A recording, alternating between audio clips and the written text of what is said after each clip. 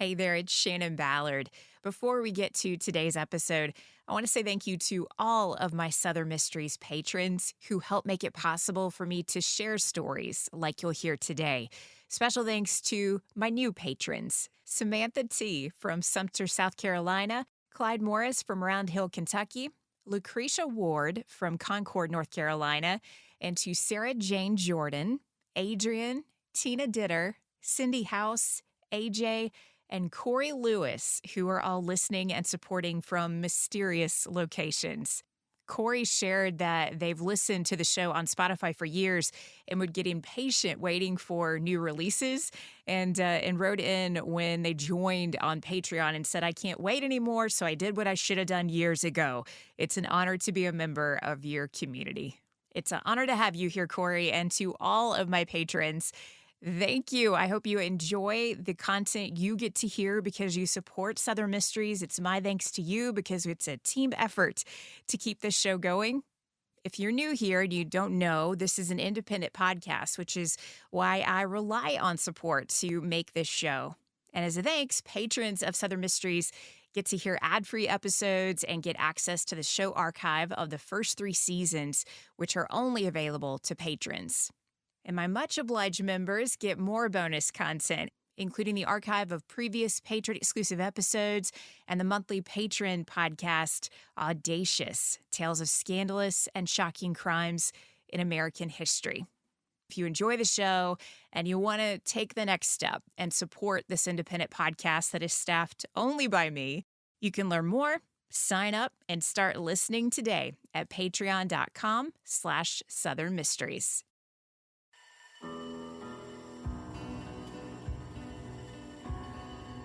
The Battle of Blair Mountain in the summer of 1921 was one of the largest civil uprisings in American history. Violent attacks on Appalachian miners and their families, their dangerous jobs, and the forced debt system in company towns contributed to the conflict. Tension boiled over in 1921 as thousands of Appalachian coal miners revolted against miner union attacks in what would become the largest and bloodiest armed uprising since the Civil War. Welcome to Southern Mysteries, exploring history and mysteries of the American South. I'm your host, Shannon Ballard. This is the story of the Battle of Blair Mountain. The Civil War divided the United States and, in turn, divided the state of Virginia. When Virginia joined the Confederacy in April 1861, the western part of the state opposed secession. This region's loyalty to the Union led its delegates to begin the process of joining the United States. West Virginia was granted statehood in 1863. Long before this new state was formed, this area was central to coal mining. From the mid-1800s on, there was an ever-growing demand for West Virginia coal, with the state's coal fields heating homes and businesses, empowering railroads, streetcars, and the growing industry of America. Labor historian Dr. Rachel Donaldson has written about the coal industry and how disorganized and decentralized it was by the end of the 19th century. Mine owners ignored their workers as they were hyper-focused on market competition. In ignoring those miners, they ignored the workers who were generating revenue that made them wealthy. Miners worked under conditions that led to some of the highest recorded fatality rates among industrial workers. They were killed in roof collapses, fires, and explosions due to West Virginia having the weakest mine safety laws in the country. Even if strong laws were on the books, there was no enforcement of safety measures. The miners' safety concerns was a big problem, but so was the debt forced on them in their company town. A majority of West Virginia miners were made to live in company towns to secure their job with the coal company. Since the late 1800s, coal companies in Mingo, Logan, and McDowell counties operated under this system, which exploited coal miners who were making the company rich, while the miners risked their lives for the company. Workers were only paid in company scrip, the currency which was used exclusively within the company town. The company store did offer the option to trade in scrip for U.S. dollars, but it cost workers 25 cents on every dollar they traded. Miners were forced to lease their tools and blasting powder required to do their job. Their cost to lease those tools was taken from their low weekly wage, along with money for the company house the miner lived in, which left them with little to no pay and a growing, insurmountable debt. The company town system allowed the coal company to claim they were raising wages and offset that by increasing prices at the company store. The song 16 Tons, released in 1946, spoke of this forced debt system in coal company towns. You load 16 tons, what do you get? Another day older and deeper in debt. St. Peter, don't you call me, 'cause I can't go. I owe my soul to the company store. This company town way of life caused tension from its inception. Each time a new miner agreed to take on the job, they learned the price of employment was this system of debt bondage to the coal company. There was a unique shared experience within company towns. At a time when race divided America, with Black Americans and immigrants finding it hard to find fair-paying jobs, coal companies sought out these workers. The coal mines were the only place in America where white and Black Americans, alongside immigrants, were paid the same wage. With limited options for work, these men agreed to work for the coal companies who would treat them equally by tormenting and exploiting them. These miners from different backgrounds and races started to listen to the suggestions of unionizing to gain rights, fair pay, and establish safety measures. In a reminder of the reality of race relations in the 1920s, it would take intense negotiation for labor union leaders who were all white to acknowledge and accept Black miners into the union. Eventually, all of these miners would stand shoulder to shoulder to revolt against the coal companies who refused to honor their demands. From the early 1900s until 1921, West Virginia miners who attempted to organize under the United Mine Workers faced resistance and violence. From 1919 through 1921, the epicenter of the mine wars violence was in Mingo, McDowell, and Logan counties, where mine owners and operators forced their workers to sign yellow dog contracts, a personal pledge not to organize or engage in conversation about unionizing.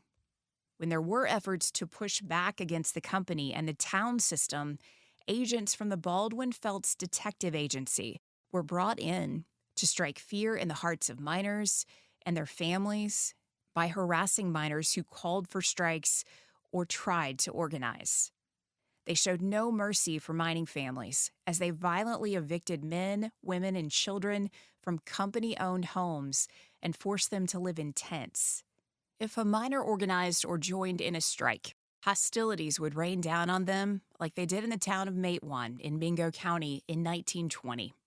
That was the year the United Mine Workers began to organize in Mingo County.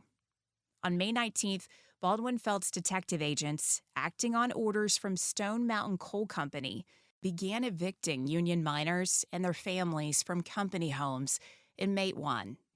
Rounds of previous evictions had left hundreds of families homeless, spending the spring of 1920 in tents. Sid Hatfield was the Matewan, West Virginia sheriff, who hailed from the famed Hatfield family and their legendary feud with the McCoys. He bore allegiance to unionized miners in Mingo County rather than the coal companies they worked for. When Sheriff Sid Hatfield and Matewan Mayor Cable Testerman got word Baldwin Felts agents were in the area to evict more families, Hatfield organized a posse to confront the agents near the town train station. The mayor and Hatfield met with detectives on the porch of a hardware store. Based on witness accounts, it was on this porch that Albert Felts fired a shot from his coat pocket, the shot that killed Mayor Testerman. Felts fired again, aiming towards Sid Hatfield, but he killed a miner. Sid Hatfield opened fire to defend himself and killed Albert Felts.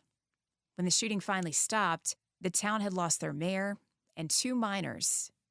Albert and Lee Felts, along with 5 Baldwin Felts detectives, were also dead. The gunfight, known as the Battle of Matewan, led West Virginia Governor John Cornwell to order martial law in Mingo County, and state police took control. Sheriff Hatfield ordered his men to cooperate with state police. As word spread of what happened in Matewan, miners doubled down on their efforts to organize. The United Mine Workers saw membership grow in Mingo County, and that summer, workers organized a strike. This led coal companies to bring in non-union workers to replace those miners, which resulted in violent resistance from unionized workers. Railroad cars were blown up, and as one Mingo County deputy wrote, murder by lying in wait and shooting from ambush has become common. Then came the murder of Sid Hatfield. Hatfield was aware that every agent who worked with Baldwin Felts was out to kill him, to avenge the death of Albert and Lee Felts. Hatfield was indicted on murder charges after the Battle of Matewan, at which time Hatfield was accused of being the man who fired the shot that killed Mayor Testerman, not Albert Felts. This called into question everything that happened on that porch. Sid Hatfield's decision to marry the mayor's widow, Jessie Lee, 11 days after the mayor's death, caused a lot of people to ask if he was in love with Jessie Lee and shot the mayor so he could marry his widow. But Jessie Lee testified her husband, Mayor Testerman, was mindful that he was in danger as he stood up to coal companies. According to Jessie Lee, he made her promise that if anything happened to him, she would marry Sid Hatfield, who had agreed to take care of her and her young son. Hatfield, along with 22 miners involved in the Battle of Matewan, were acquitted of all charges on May 19, 1921. 1 month later, Sid Hatfield and his friend Ed Chambers were indicted on conspiracy charges. The charges stemmed from an alleged incident at Mohawk, West Virginia, in which Hatfield and Chambers were accused of forcing miners to unionize. On August 1, 1921, both men were set to face conspiracy charges at the McDowell County Courthouse in Welch. As they walked up the courthouse steps with their wives by their side, several Baldwin Felts agents shot and killed them. Around 3,000 people honored these fallen heroes of the Appalachian miners' cause when they were laid to rest. Sid Hatfield became a martyr of the movement and inspired thousands of Union supporters to organize and prepare to revolt. In the days following Hatfield's murder, miners knew all of the men involved in the cold-blooded murder on those courthouse steps would get away with it. All of the men would be acquitted. As anger rose over Hatfield's murder, miners took up arms and began to organize along the Little Coal River to patrol and guard the area. Logan County Sheriff Don Chafin sent officers to that area, but the miners outsmarted them, captured and disarmed them, and sent them home. On August 7, 1921, United Mine Worker organizers Frank Keeney and Fred Mooney met with West Virginia Governor Morgan in Charleston. They made 7 demands to bring about peace, including the establishment of an 8-hour workday, increased safety for workers, and the end of discrimination against employees who belonged to labor unions. The governor rejected them all. Keeney and Mooney vowed to march to Mingo County and take on the coal companies who had established martial law and taken union miners into custody. They boldly proclaimed they would take back southern coal fields in Mingo and Logan County, but their only obstacle was Blair Mountain. Blair Mountain was situated in the way of Logan and Mingo County, which meant miners had to make it over the mountain to take back control of the counties. This meant defeating Logan County Sheriff Don Chafin, a fierce opponent of unionization. After Chafin became sheriff, he was known as the boss of Logan County. Chafin allegedly controlled every judge and jury in the county. His power was noticed by mine operators who made generous payments to Chafin in exchange for his commitment to keep unions out of Logan County. The bribes paid to Chafin came in the form of large cash payments along with the coverage of expenses of the sheriff's department.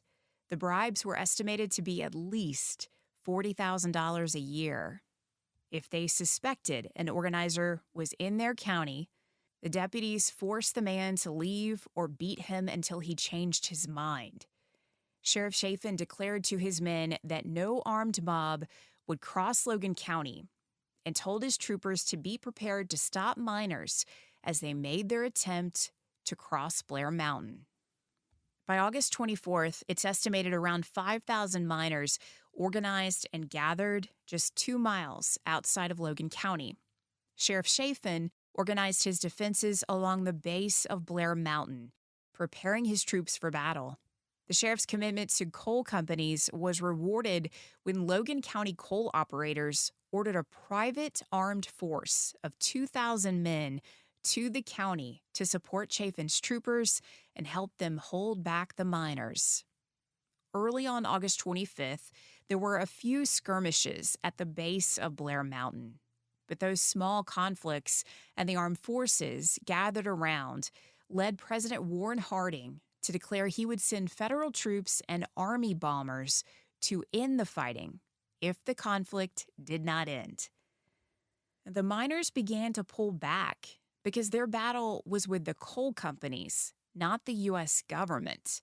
Just hours after the miners began to retreat, one of Sheriff Chafin's troopers fired at a Union sympathizer, and innocent families were caught in the middle of that gunfire. The miners ended their retreat and turned back to fight. Up until this point, there had been little national coverage of the uprising and the gathering of these opposing forces near Blair Mountain. Local papers had staff working around the clock to cover every angle of the story. Not only the coal companies and the miners, but the civilians who lived in the area and were directly impacted by fighting and violence. By August 28th, an estimated 10,000 Union miners and their supporters had gathered near the Logan County border, occasionally engaging in gunfights with the company supporters and Chafin's troops. The miners soon realized they had to work out a way to distinguish one side from the other in the dense woods. A large number of miners dubbed themselves the Redneck Army and tied red handkerchiefs around their necks, ensuring fellow miners knew they were allies. By August 29th, the Battle of Blair Mountain saw Sheriff Chafin's men outnumbered by miners, but the sheriff had better weapons. Chafin's troops made homemade bombs and used private planes to drop them on the miners. The violence escalated when Chafin's troops gained access to poisonous gas and bombs left over from World War I and dropped them on 3 towns near Blair Mountain. Civilians in this region were constantly at risk as the battle raged on in the hills and hollers around Blair Mountain.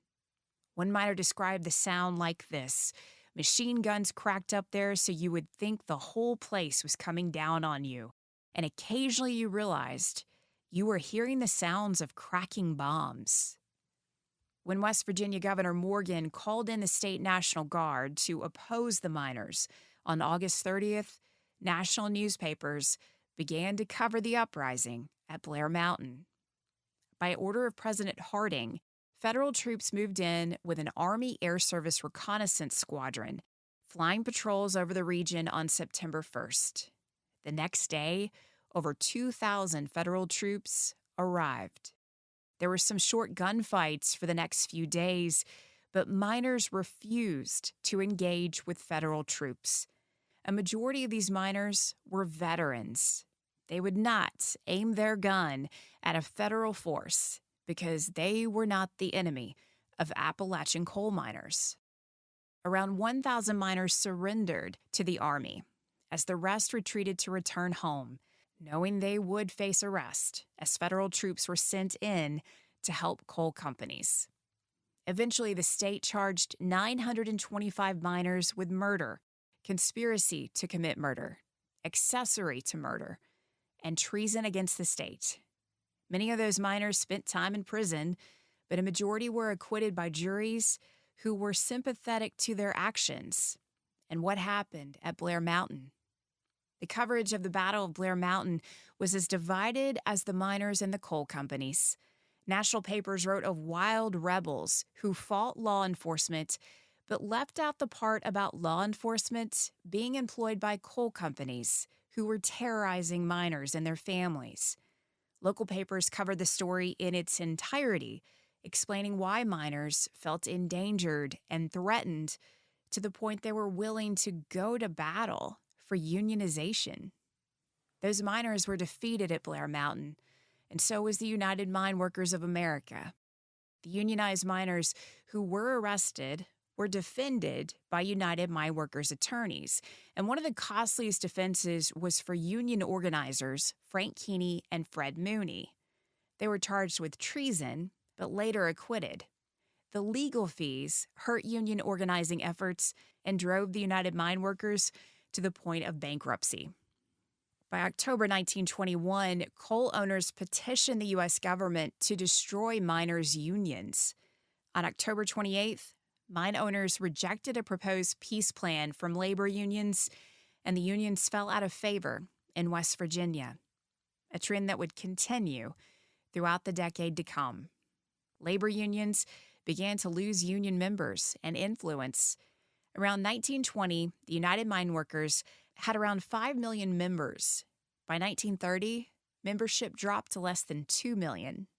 But labor unions bounced back in the 1930s due to the pro-union stance of the Roosevelt administration.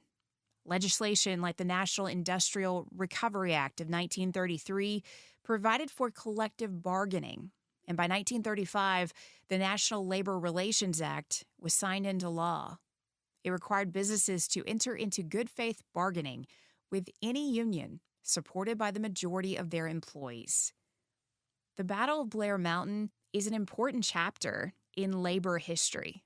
Due to a lack of confirmed reports, we'll never know the exact numbers of those killed and wounded in battle. It's been estimated that some 1 million rounds of ammunition were fired during the Battle of Blair Mountain, with 20 to 100 casualties. Charles Keeney is the great-grandson of mine workers' union leader Frank Keeney. He's an author and history professor who has written extensively of West Virginia's attempt to erase this chapter from history books. In fact, Keeney writes of the mine wars being deliberately written out of textbooks in West Virginia, just as journalists attempting to travel through the region during the battle to tell the story of what was happening on the ground were censored and told to go home. He led the Friends of Blair Mountain in an effort to get the Battle of Blair Mountain battlefield back on the National Register. In 2009, the National Park Service added Blair Mountain to the National Register of Historic Places, but by the end of the year, the decision was reversed due to a dispute over property ownership. The Friends of Blair Mountain fought back. They filed a lawsuit to protect the battlefield site from planned surface mining by 2 coal companies who had permits for the area. In June 2018, the National Register reversed their reversal and relisted the Blair Mountain battlefield site, noting in the listing it was to honor the brave Appalachian miners who fought for fair and safe working conditions. In May 2015, the West Virginia Mine Wars Museum opened in Mate 1. The museum is situated at the site of the historic 1920 Battle of Mate 1, which would ultimately set off a chain of events which culminated in the Battle of Blair Mountain. The West Virginia Mine Wars Museum works to share the legacy of human rights and justice in labor for working people in Appalachia and around the world. You can learn more about the museum and their mission at wvminewars.org. A final note about the Battle of Blair Mountain and rednecks. The Redneck Army is often referred to as the point at which the term redneck became popular. But that's not true. The word redneck has been around since the 1800s. Depending on where you lived and whether you were politically active, it had different meanings. Some use the word as a derogatory reference to white farmers whose necks would burn as they worked in their fields. It had a religious connotation for white Presbyterians in North Carolina who were known as rednecks.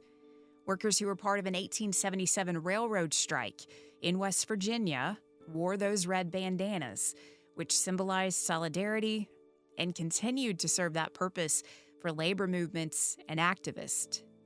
It's just a reminder, even a word can have a very complicated history. If you want to dive deeper into the history of the mine wars, I recommend two books that were sources for this episode. On Dark and Bloody Ground by Anne Lawrence is the first. In 1972, Anne went to West Virginia, interviewed people who participated in or witnessed the Battle of Blair Mountain. On Dark and Bloody Ground includes the only set of oral histories about the mine wars of the 20s and 30s. I'd also encourage you to check out The Road to Blair Mountain by Charles Keeney, which details his 9-year battle to return the Blair Mountain battlefield site to the National Register of Historic Places. I'll drop links to both of those books in the full show notes, which are, as always, available at southernmysteries.com. And keep in mind, you can follow me on Instagram at Explore the South for show updates and more. And if you're so inclined, I'd love it if you would take the time to follow the show so you'll get new episodes in your feed, and rate and review Southern Mysteries to help encourage others to check it out. Thanks for doing that. And as always, thanks for listening.